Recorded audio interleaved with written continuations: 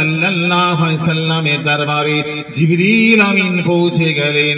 আল্লাহর হাবিবের দরবারে জিবরিল আমিন এসে শুনিয়ে দিলেন, ইন্না আনজালনাহু ফি লাইলাতিল কদর লাইলাতুল কদরি খায়রুম মিন আলফি শাহর।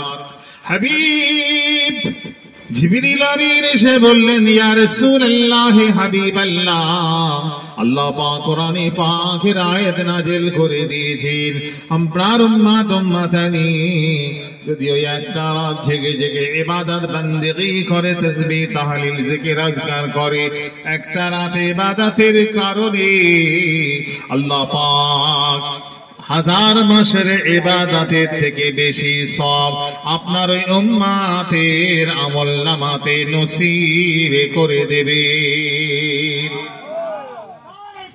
আল্লাহু আকবার। একটা রাত হাজার মাসের ইবাদতের থেকে বেশি সওয়াব আল্লাহ আমলনামাতে নসিব করে দেবেন। বলেন সুবহানাল্লাহ। 1000 মাস। এবার অঙ্ক করে দেখেন কত বছর হচ্ছে। তাই বাবাজি বনি ইসরাইলের জামানায় বনি ইসরাইলের একজন বান্দা, বনি ইসরাইলের জামানায় একজন ব্যক্তি 1000 রাত জেগে জেগে ইবাদত বান্দেগি করেছেন। সন্ধ্যা থেকে নিয়ে ফজর পর্যন্ত আল্লাহর ইবাদতে বান্দেগিতে তাসবিহ তাহলিল জিকির আজকার নামাজে তেলাওয়াতে কাটিয়ে দিলেন। এমনি করে 1000 মাস আল্লাহর ইবাদতে কাটিয়েছেন।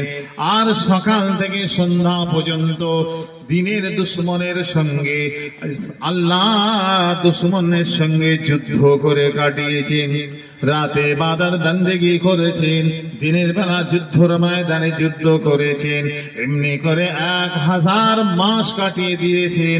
ভাই বাবাজি, অতঃপর আল্লাহ পাক জিবরিল আমিনকে পাঠিয়ে দিলেন, যাও রে জিবরিল, চলে যাও, আমার নবীকে শুনিয়ে দাও লাইলাতুল কদরি খায়রুম মিন আলফি শাহর।